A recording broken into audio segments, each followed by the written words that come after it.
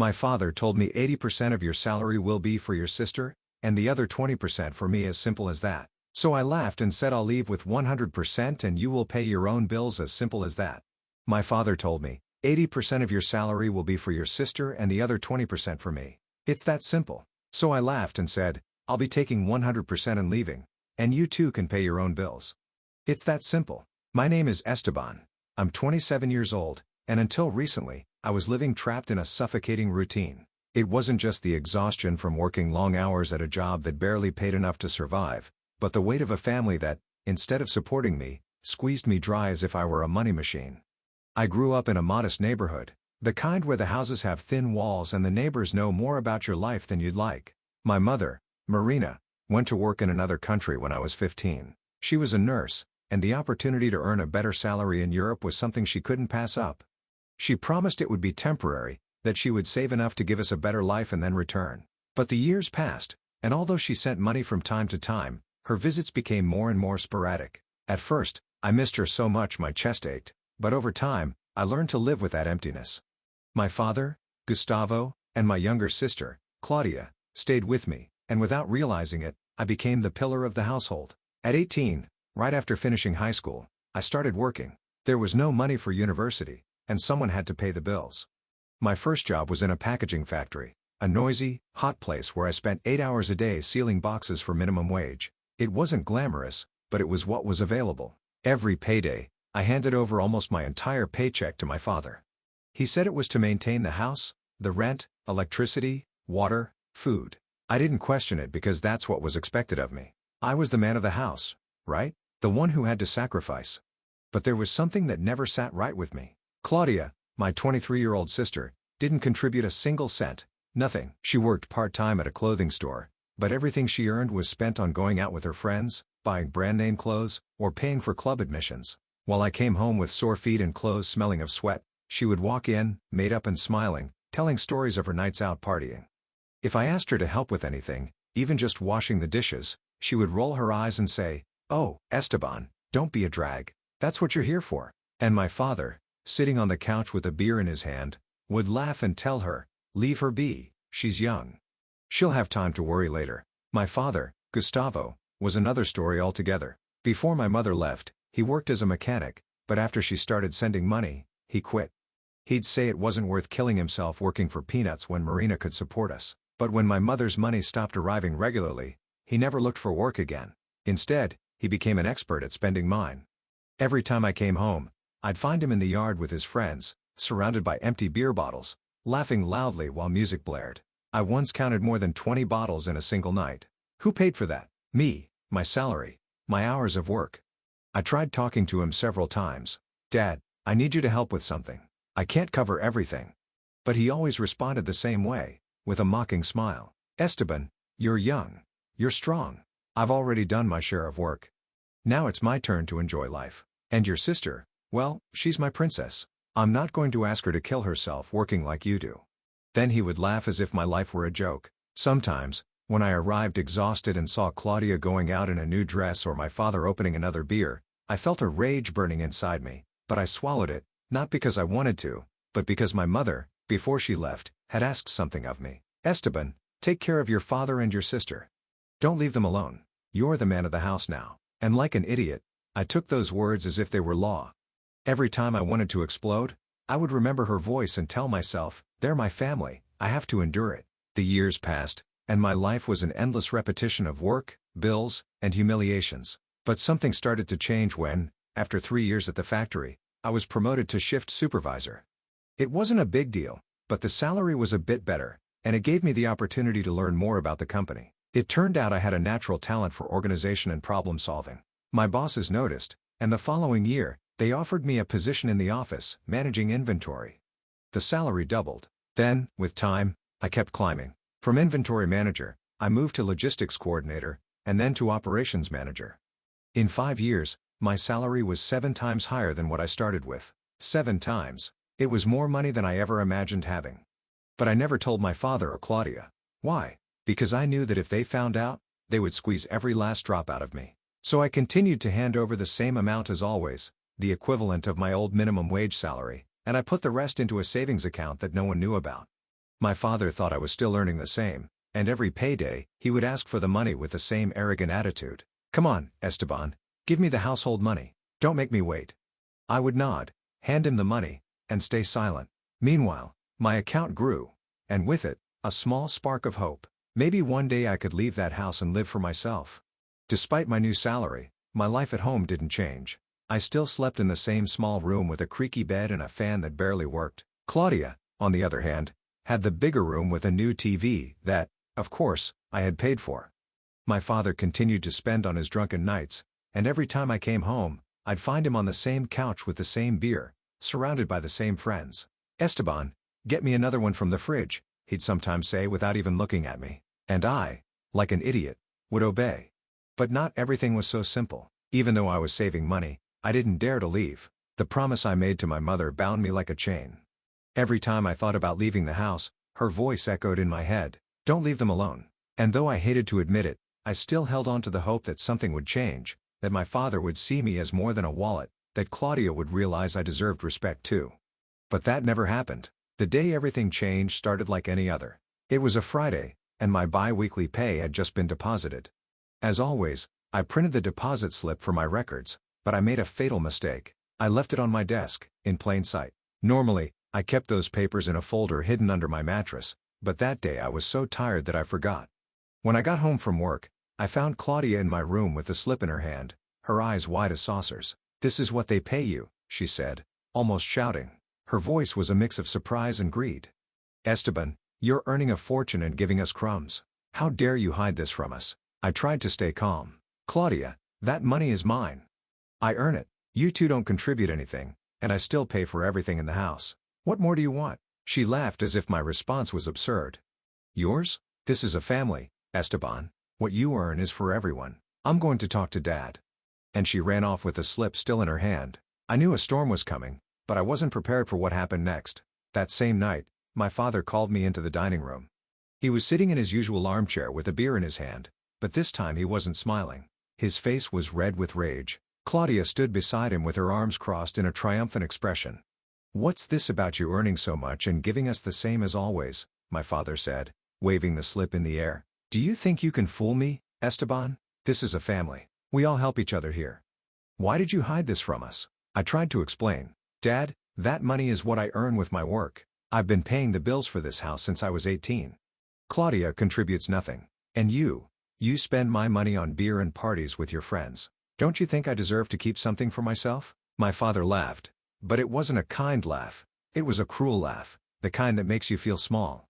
"Deserve? Look, Esteban, let me explain how this works. Your sister wants to study at the most prestigious university in the country. That costs money, a lot of money. And me, well, I have my expenses. So from now on, 80% of your salary will go to Claudia, so she can fulfill her dreams. The other 20% is for me, for my things and for going out with my friends. It's that simple." I stared at him, unable to believe what I had just heard. 80% for Claudia, 20% for him, and me. What was left for me? I felt the rage I had stored up for years rising in my throat like a volcano. But instead of screaming, I laughed. I laughed loudly, hysterically, as if I had just heard the best joke in the world. My father and Claudia looked at me as if I were crazy. "What are you laughing at?" my father asked, clearly annoyed. I wiped a tear from my eye, still laughing. "I'm laughing because I'm fed up. Fed up with supporting two parasites who claim to be my family. Fed up with your drunken nights, Dad. Fed up with your parties, Claudia. Fed up with being treated like I'm worthless. So you know what? I'm leaving.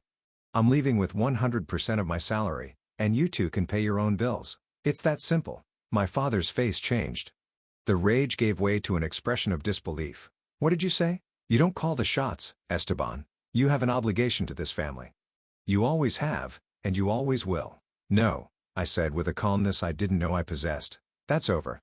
I went to my room, took out a suitcase, and started packing my things, my clothes, my documents, my laptop, everything that was mine.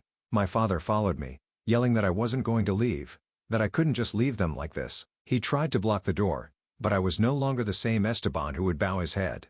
I pushed him aside and walked out of that house without looking back. I went to live in an apartment all by myself. I bought a flat-screen TV, a bed with a mattress that doesn't creak, and I even allowed myself the luxury of a trip to the beach. It's incredible how it feels to spend your own salary on yourself without anyone telling you that you don't deserve it.